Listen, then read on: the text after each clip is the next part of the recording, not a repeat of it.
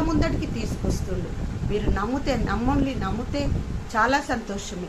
దేవుని నామానికి మీరు మహిమ తెచ్చిన వాళ్ళైతే నమ్మలేదా, అది మీ ఇష్టం.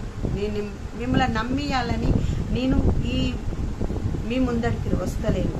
నాకు జరిగిన సంఘటనలు మీతో చెప్పుదామని అంతే. మీరు దేవునిలో బలపడి, దేవుని విస్తారమైన కోతున్నది, కోచే వాళ్ళు ఎవరు లేరు అని దేవుడు చెప్తుండు.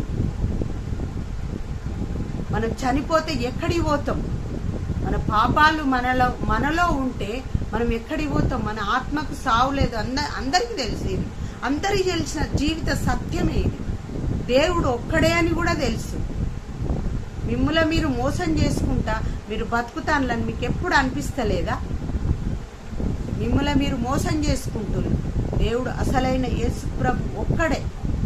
ఇది మీరు నమ్మితే చాలా సంతోషిస్తా, నమ్మకున్నా సంతోషిస్తా. దేవుడు ఏదో ఒక రోజు ఏదో